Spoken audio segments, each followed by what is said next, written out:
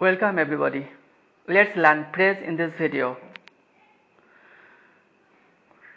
প্রথমে আমরা দেখিনি যে phrase কি. What is phrase? A phrase is a group of words that make sense but that is not a complete sense.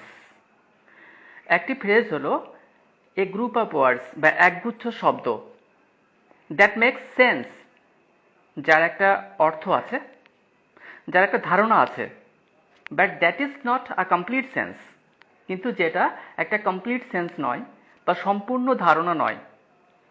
তাহলে একটা ফ্রেজ হলো একগুচ্ছ শব্দ যার একটা অর্থ আছে বা যেটা একটা ধারণা দেয়, কিন্তু সেই ধারণাটা কমপ্লিট ধারণা নয়, সম্পূর্ণ ধারণা নয়, একটা সম্পূর্ণ সেন্স একটা ফ্রেজ দিতে পারে না।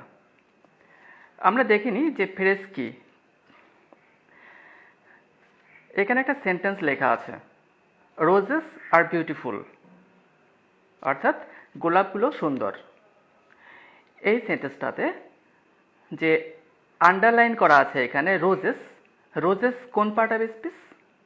Roses noun. এখন আমরা যদি একটু সেন্টেন্সটাকে অন্যরকমভাবে লিখি, আমরা এখন লিখলাম roses in the garden, roses in my garden are beautiful, আমার বাগানের গোলাপগুলো সুন্দর। Roses in my garden are beautiful. আমরা আগের সেন্টেন্সটায় রোজেস লিখেছিলাম, কিন্তু এই সেন্টেন্সটাকে একটু চেঞ্জ করে লিখলাম রোজেস ইন মাই গার্ডেন। আগের সেন্টেন্সটাতে রোজেস বলতে কিছু গোলাপকে বোঝানো হচ্ছিল, আর পরের সেন্টেন্সটাতে রোজেস ইন মাই গার্ডেন বলতে আমার বাগানের গোলাপগুলোর কথা বলা হচ্ছে। এখানেও নির্দিষ্ট করে কিছু গোলাপের কথা বলা হচ্ছে, যেগুলোকে সুন্দর বলা হচ্ছে। এই যে রোজেস ইন মাই গার্ডেন, এটা কিন্তু সম্মিলিতভাবে কি বোঝাচ্ছে? একটা বিষয়কে, যে আমার বাগানের গোলাপগুলো, এটা হলো একটা ফ্রেজ। এরা সম্মিলিতভাবে একটা অর্থ প্রকাশ করছে, সেটা কি? আমার বাগানের গোলাপগুলো। আর এটা হলো একটা ফ্রেজ। আরেকটা উদাহরণ দেখিনি, দে আর স্টুডেন্টস, তারা ছাত্র। এইখানে স্টুডেন্টস কোন part of speech? Students noun. আমরা এখানেও একটু সেন্টেন্সটাকে অন্যরকমভাবে লিখলাম, they are students of Basirhat high school, তারা বসিরহাট হাই স্কুলের স্টুডেন্টস। এইখানেও পরে যে সেন্টেন্সটা লেখা হয়েছে সেখানে কি লেখা হয়েছে? Students of Basirhat high school, আর আগেরটা লেখা হয়েছিল শুধু স্টুডেন্টস। আগেরটাতে বলা হয়েছিল তারা হয় স্টুডেন্টস, আর এখানে বলা হয়েছে তারা হয় বসিরহাট হাই স্কুলের স্টুডেন্টস। এখানেও দেখো পরের সেন্টেন্সটাতে যে কয়েকটা word, students of Basirhat high school, এই কয়েকটা ওয়ার্ড মিলে একটা ওয়ার্ড, কয়েকটা ওয়ার্ডের মিলে যে গুচ্ছ তৈরি হয়েছে, এই গুচ্ছতে একটা নির্দিষ্ট অর্থকে বোঝাচ্ছে। সেটা কি? বসিরহাট হাই স্কুলের স্টুডেন্টসরা। এই যে শব্দগুচ্ছ, এই শব্দগুচ্ছ হলো আরো একটা ফ্রেজ। এখানে দেখো লেখা হয়েছে the baby looks at bird, শিশুটি পাখির দিকে তাকিয়ে আছে। এখন আমরা এই যে সেন্টেন্সটা দেখলাম, এইখানে বার্ড, বার্ড একটা নাউন, যেটা নীল কালি দিয়ে লেখা আছে। এখন আমরা আরেকটা সেন্টেন্স লিখলাম, সেখানে কি লিখলাম? The baby looks at a bird. আগে ছিল বার্ড, এবার লিখলাম এ বার্ড। এবার কিন্তু দুটো ওয়ার্ড এখানে পাশাপাশি বসছে, একটা এ আর একটা বার্ড। এই দুটো ওয়ার্ড মিলে কিন্তু একটা বিষয়কে বোঝাচ্ছে, যে একটি পাখি, শিশুটি তাকিয়ে আছে একটি পাখির দিকে। তাই এ আর বার্ড, এই যে দুটো ওয়ার্ড মিলে একটা শব্দগুচ্ছ, এটা কিন্তু এখানে একটা ফ্রেজ। আরেকটু চিন্তা করে দেখি, আমরা এবার লিখলাম the baby looks at a beautiful bird, শিশুটি তাকিয়ে আছে একটা সুন্দর পাখির দিকে। তাহলে এ বিউটিফুল বার্ড, এটা কিন্তু নির্দিষ্টভাবে সেই একটা পাখিকে বোঝাচ্ছে এবং বলা হচ্ছে পাখিটা সুন্দর। পুরো বিষয়টাকে এই তিনটি ওয়ার্ডের মধ্যে বোঝানো হচ্ছে এবং সেটা কি, যে একটি সুন্দর পাখি। তাই এ বিউটিফুল বার্ড এটাও কিন্তু একটা ফ্রেজ। এবার আমরা সেন্টেন্সটাকে একটু বড় করে লিখলাম। কি লিখলাম এবার? নিচে কালো কালিতে লেখা, the baby looks at a beautiful bird sitting on the branch of a tree. শিশুটি তাকিয়ে আছে একটা সুন্দর পাখির দিকে, যে পাখিটা বসে আছে একটা গাছের ডালে। এই যে বড় সেন্টেন্সটা, এইখানে সেই শিশুটিই তাকিয়ে আছে, সাবজেক্ট সেই শিশুটিই আছে, সে তাকিয়ে আছে। আগে একটা বলা হয়েছিল পাখির দিকে তাকিয়ে আছে, তারপরে বলা হয়েছে একটি পাখির দিকে তাকিয়ে আছে, তারপরে বলা হয়েছে কি, যে একটি সুন্দর পাখির দিকে তাকিয়ে হয়েছে।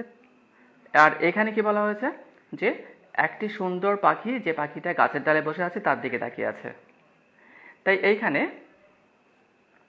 দেখো শেষের বাক্যটিতে যে নীলকালিতে লেখা অংশটা, a beautiful bird sitting in the on the branch of a tree. এই পুরো বিষয়টা কিন্তু সেই একটা জিনিসকে বোঝাচ্ছে, যে গাছের ডালে বসে থাকা একটি পাখি। আর গাছের ডালে বসে থাকা একটা পাখি অর্থাৎ একটি বিষয়কে বোঝানো হচ্ছে। এতগুলো ওয়ার্ড মিলে কিন্তু একটি বিষয়কে বোঝাচ্ছে, সে বিষয়টি কি, গাছের ডালে বসে থাকা একটা পাখি। অর্থাৎ পুরো বিষয়টা একটা নাউনের মতোই কাজ করছে। তাহলে প্রথমে যে বাক্যটা ছিল, the baby looks at bird, bird noun. পরের সেন্টেন্সটা, the baby looks at a bird, একটি পাখির দিকে তাকিয়ে আছে, একটি পাখিও সেই নাউনকেই, একটি বিষয়কে বোঝাচ্ছে। The baby looks at a beautiful bird, এই বিউটিফুল বার্ড সেই একই রকমভাবে একটি নাউনকে বোঝাচ্ছে। আবার a beautiful bird sitting on the branch of a tree, সেই একটা ইউনিট হিসেবেই কাজ করছে, একটি পাখিকেই বোঝাচ্ছে, গাছের ডালে বসে থাকা একটা সুন্দর পাখিকেই বোঝাচ্ছে। তাহলে পুরো এতগুলো ওয়ার্ড মিলে কিন্তু একটা বিষয়কে বোঝাচ্ছে। এটা হলো একটা ফ্রেজ। তাহলে আমরা এখানে কতগুলো ফ্রেজ পেলাম? আমরা পেলাম এ বার্ড একটা ফ্রেজ, আ বিউটিফুল বার্ড একটা phrase, a beautiful bird sitting on the branch of a tree, এটাও একটা ফ্রেজ। এখন আমরা এর ক্যারেক্টারিস্টিক্স দেখব। বৈশিষ্ট্য কি, ফ্রেজের বৈশিষ্ট্য কি? ফ্রেজ হলো এক গ্রুপ অফ ওয়ার্ডস, একগুচ্ছ শব্দ। দ্বিতীয়টা, does not make a complete sense, এর থেকে একটা কমপ্লিট সেন্স বা সম্পূর্ণ ধারণা দেয় না। আমি বিষয়গুলো প্রত্যেকটা বিষয় নিয়ে আলাদা করে বোঝাচ্ছি, এরপরে প্রত্যেকটা বিষয় আলাদা করে উদাহরণ সহযোগে বুঝিয়ে দিচ্ছি। যাই হোক, নাম্বার থ্রিতে কি আছে, works as a single grammatical unit. এই ফ্রেজ বা একগুচ্ছ যে শব্দ, এটা একটা সিঙ্গেল গ্রামাটিক্যাল ইউনিট হিসেবে কাজ করে। যেমনটা একটু আগে আমরা দেখলাম, নাউন হিসেবে কাজ করছে, অনেকগুলো ওয়ার্ড একটা নাউন হিসেবে কাজ করছে। আমি উদাহরণ দিচ্ছি পরে আবার। নাম্বার ফোরে কি আছে, ফ্রেজেস মে কন্টেন আদার ফ্রেজেস ইনসাইড দেম। একটা ফ্রেজের মধ্যে আরও অন্যান্য ফ্রেজ থাকতে পারে, একটা ফ্রেজের মধ্যে আরও ফ্রেজ থাকতে পারে। এটা আমি উদাহরণ দিয়ে বুঝিয়ে দিচ্ছি। প্রথমে কি বলা হয়েছে, আ গ্রুপ অফ ওয়ার্ডস। এই যে ক্যারেক্টারিস্টিক্স বা বৈশিষ্ট্য, ফ্রেজের যে বৈশিষ্ট্য, তার প্রথমে বলা হয়েছে আ গ্রুপ অফ ওয়ার্ডস। দেখো এখানে আমরা প্রত্যেকটা ফ্রেজ যা পেয়েছি, আমরা পেয়েছি এ বার্ড, এটাও group of words. A beautiful bird, এটাও গ্রুপ অফ ওয়ার্ডস। আবার a beautiful bird sitting on the branch of a tree, এটাও একটা গ্রুপ অফ ওয়ার্ডস। সেকেন্ড ওয়ানে বলা হয়েছে, বা দ্বিতীয় বৈশিষ্ট্য যেখানে যা লেখা হয়েছে, সেখানে কি বলা হয়েছে, does not make a complete sense, একটা সম্পূর্ণ ধারণা দেয় না। যেমন এ বার্ড, একটি পাখি, এর থেকে কি ধারণা পেলাম, যে একটি পাখি।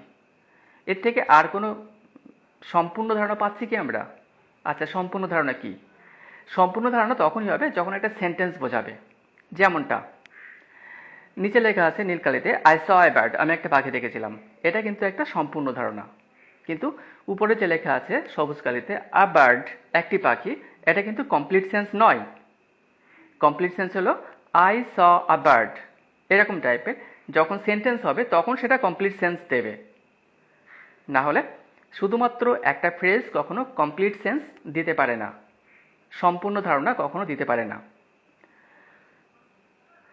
নাম্বার 3-তে কি বলা হয়েছে, works as a single grammatical unit, একটা সিঙ্গেল গ্রামাটিক্যাল ইউনিট হিসেবে কাজ করে।